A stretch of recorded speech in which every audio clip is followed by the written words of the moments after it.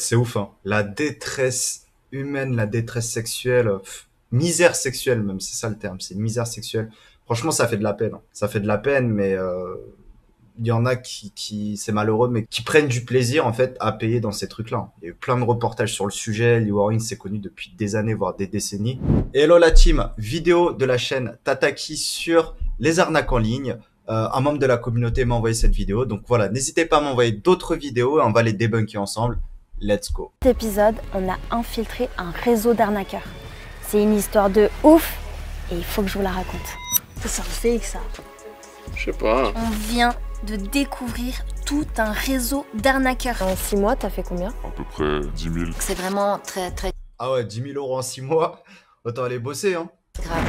L'enquête que je m'apprête à vous raconter, elle traite de pratiques illégales et en aucun cas on vous encourage à vous approcher de ce milieu. Franchement, le plus sécure si vous kiffez ce genre d'enquête, c'est de vous abonner à Tataki.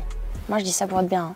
Cette enquête commence par une question toute simple en vrai. C'est moi ou en ce moment il y a des faux profils partout? Il y a quelques jours, je vous ai posé cette question sur Insta et il y a 94% d'entre vous qui ont déjà vu passer des faux profils sur des apps de rencontres ou sur les réseaux. Maintenant, la question c'est sur quelle app vous avez vu passer ces faux profils? Insta, Insta et Tinder. Je pense que vous avez capté.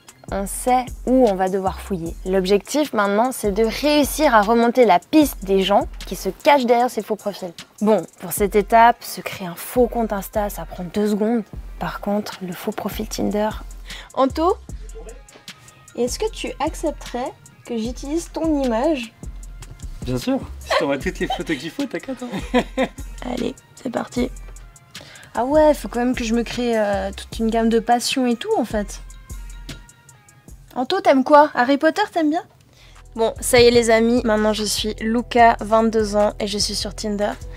Et il est temps de partir à la recherche des faux profils. Oui, je sais.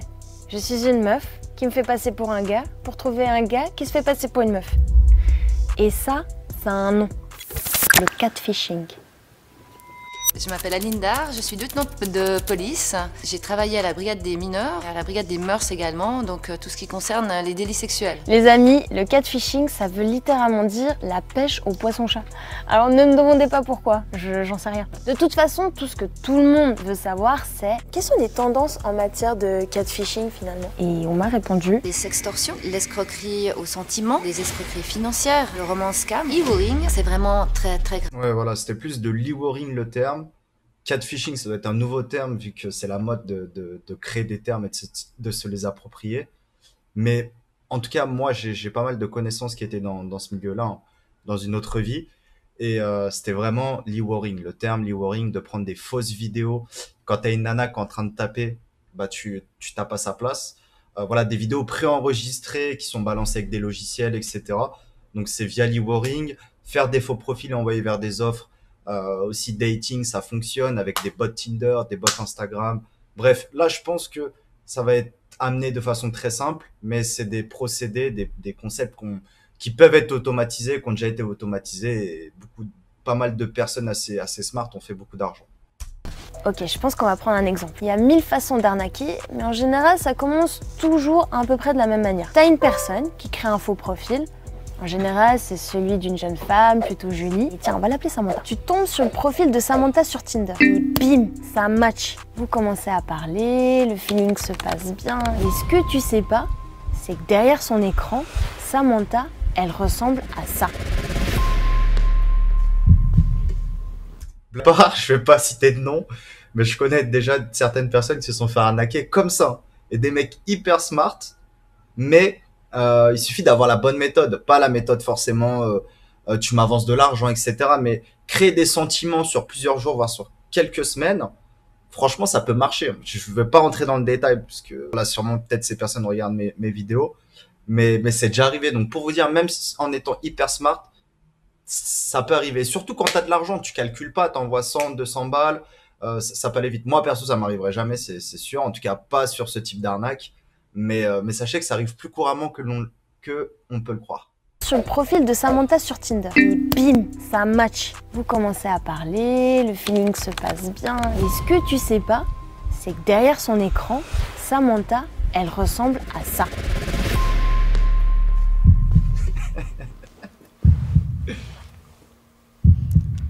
Salut, c'est Samantha. Les amis, je peux malheureusement pas vous dire comment on a rencontré Thomas pour préserver son anonymat. Mais ce que vous devez savoir, c'est qu'il se fait passer pour une meuf sur les réseaux pour soutirer de l'argent. Combien de personnes t'estimes avoir arnaqué? En l'espace de 6 mois, environ un peu moins de 80 personnes. Et en 6 mois, t'as fait combien? À peu près 10 000. Comment s'appelle ton business et en quoi ça consiste? Mon business s'appelle le e-warring. Et en fait, je suis un mec qui se fait passer pour des meufs et qui vend leurs nudes à d'autres mecs. Comment fonctionne ton arnaque? Comment ça marche?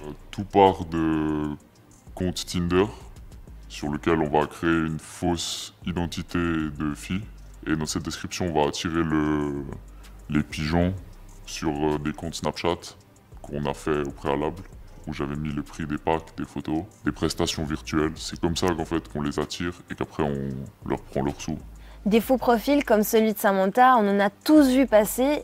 Et du coup, comment est-ce qu'on arrive à les reconnaître? Bon, ça c'est gentil. C'est pas du chantage. Il paye pour une prestation. Après, bon, si le mec est trop con pour payer pour avoir des photos, c'est dès qu'il y a du chantage, on parle de marchand de sommeil, là, c'est différent. Marchand de sommeil. Ouais, c'est pas marchand de sable, c'est marchand de sommeil. Alors ils vont aller chercher sur internet des photos de jeunes femmes qui se sont exposées, qui sont sexy, et puis ils vont utiliser ces photos-là pour amorcer leurs potentielles victimes. Dans un premier temps, ils vont se montrer très avenants. Je dirais que quand tout est trop beau, faut se méfier.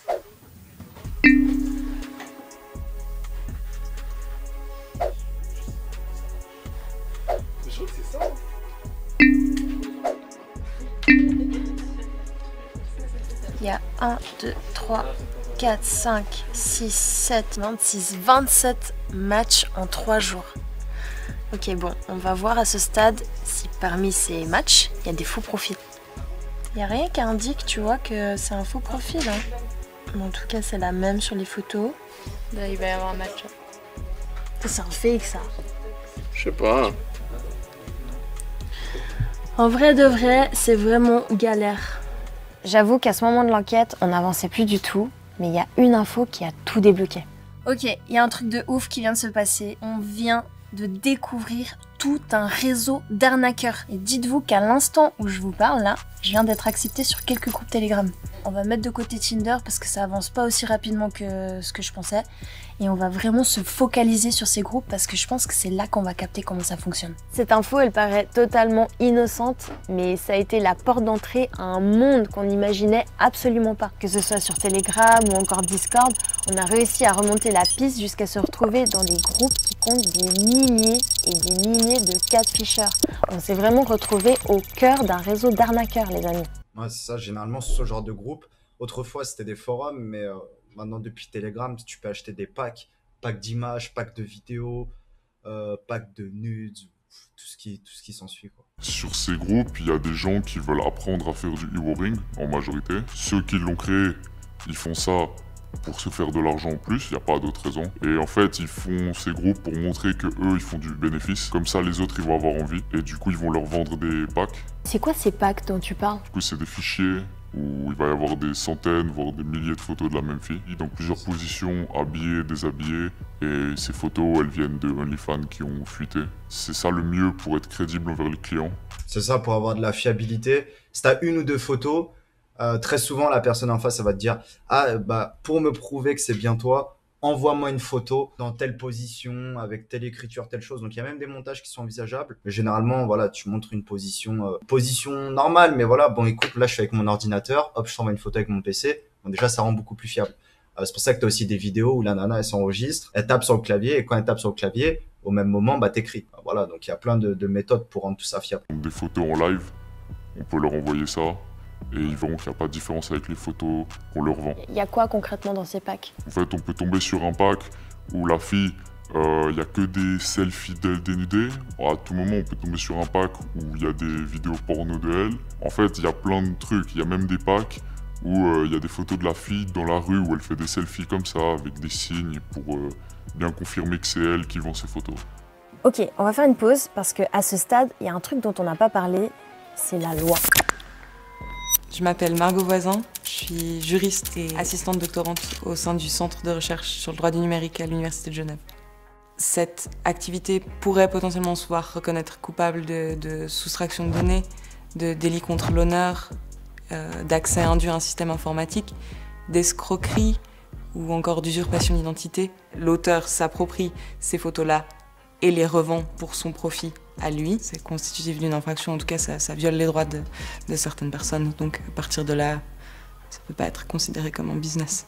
On va prendre un exemple. Ce qui est incroyable, c'est qu'avec l'IA, vous pouvez générer 10 photos habillées, dénudées, de la même femme dans différentes positions. Franchement, ça va révolutionner parce que demain, quand vous allez voir un profil Instagram, vous ne saurez plus si c'est une vraie nana ou pas, alors qu'il y a 50 photos d'elle dans différentes situations, dans différentes activités. Donc là, c'est le lowering à son paroxysme, quoi. Ça va être incroyable. Exemple concret d'usurpation d'identité. Les amis, sur un de ces groupes Telegram, je suis tombée sur un gars qui se fait passer pour cette personne. Dans sa bio, il y a un compte Insta, et quand on clique dessus, on voit que le gars a mis des photos ultra sexy de la fille.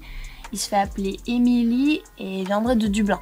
Par la suite, moi j'ai voulu simplement remonter la piste de la vraie personne à qui on a piqué l'identité. Et pour ça, il suffit juste de faire une simple recherche inversée avec une des photos. Et là, en fait, je suis tombée sur un autre faux compte, mais sur un site de rencontre cette fois. Ici, Emily, elle s'appelle plus Emily, mais Irvana. Elle vient plus de Dublin, mais du Sénégal. Donc, tout ça, ça veut dire que notre arnaqueur n'est en fait pas le seul à usurper l'identité de cette fille. En creusant un peu plus, en faisant quelques recherches, en fait, on se rend compte que cette fille, elle s'appelle ni Emily, ni Irvana, mais Lily. Et elle a un compte OnlyFans. Et c'est sur ce compte OnlyFans que, en fait, les photos ont été piquées. Tout simplement. Alors moi j'ai écrit à ce faux compte et honnêtement j'étais pas prête à ce qu'il soit aussi cash.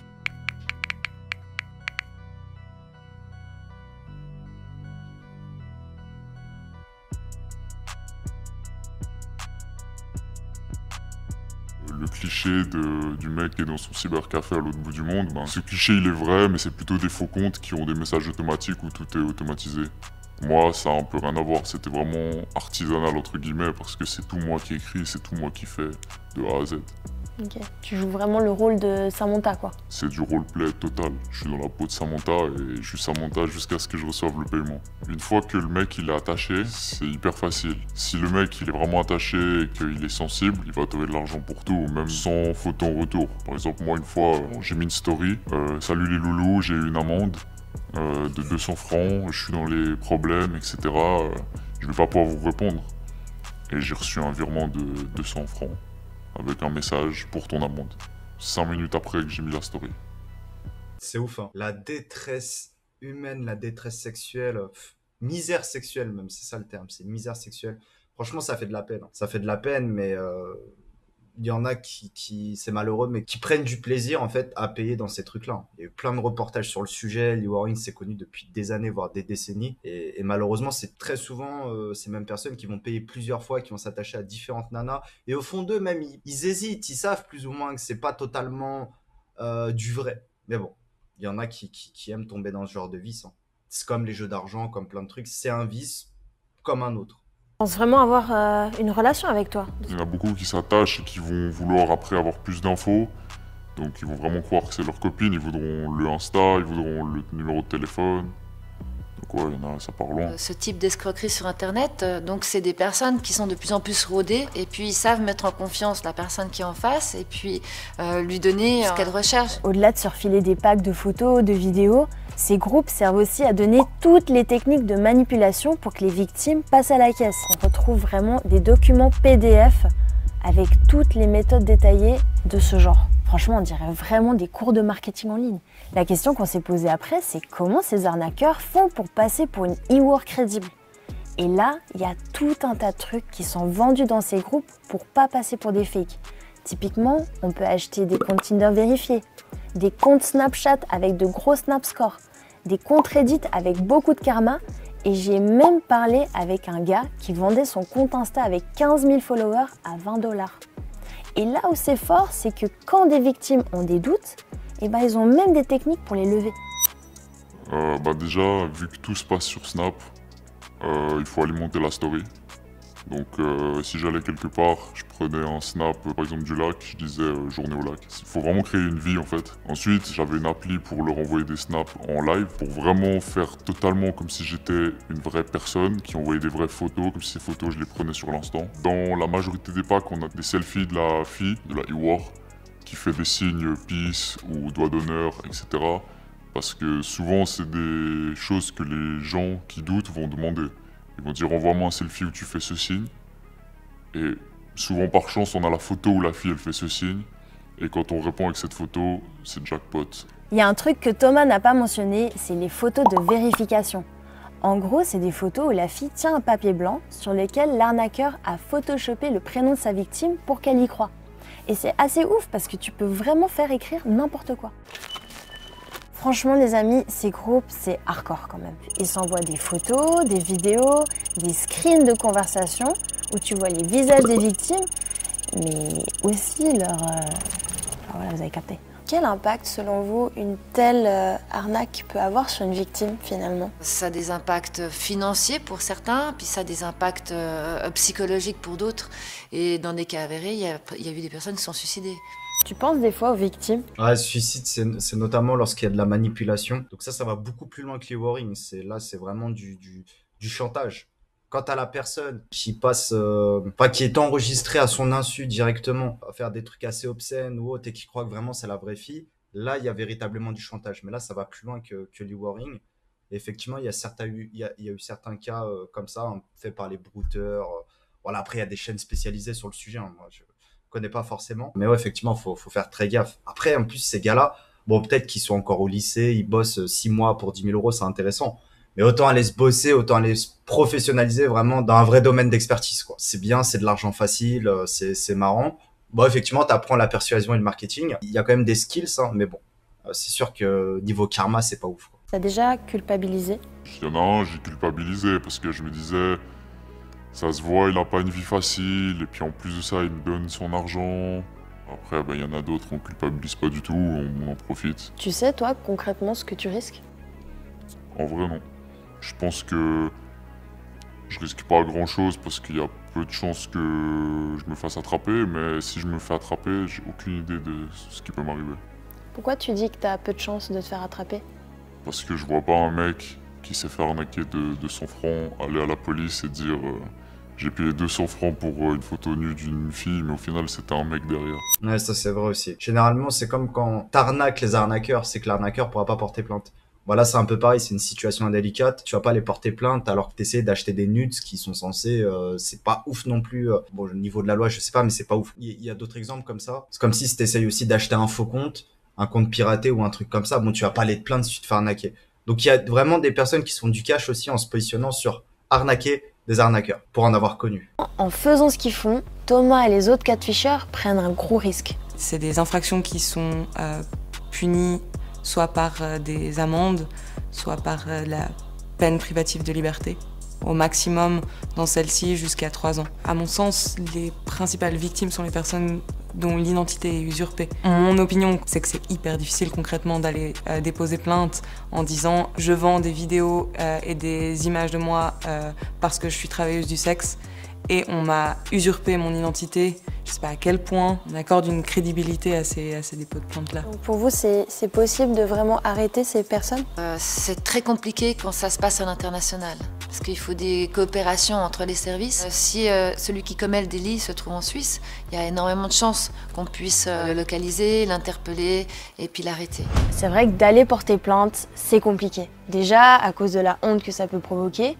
Et si c'est à l'international, c'est encore plus galère en fait. En tout cas, moi les amis, je vous cache pas que ça fait des mois, mais vraiment des mois qu'on prépare cet épisode avec toute la team. Et j'espère que ça vous a aidé à mieux... Bon, c'est pas mal cette vidéo. Ça change un peu. Bon, c'est un sujet assez connu qui a été quand même bien présenté. Franchement, cette chaîne-là, ils font des bonnes vidéos sur la forme. C'est bien monté, c'est bien préparé. Bon, voilà, après, c'était assez limité en termes d'informations, mais c'était plutôt intéressant. L'e-warring, voilà, existe depuis un bon moment. Ça va évoluer avec l'IA. Hein. Vous pourrez créer également des dizaines, centaines de faux profils sans usurper des personnes. Donc ça va être juste incroyable. Hein. Ça veut dire que potentiellement, en termes de légalité, ce sera beaucoup plus clean, que en usurpant des identités de nana sur OnlyFans ou en achetant des packs ou autre. Donc là, ça va totalement changer la donne. Bon voilà, après faites un vrai boulot, ça c'est marrant, si t'as 15-16 ans. Ah là, si t'as 20 ans, 30 ans, crée-toi un vrai taf, fais de l'argent, dors bien et un bon karma et ta vie sera heureuse. À très vite. Ciao.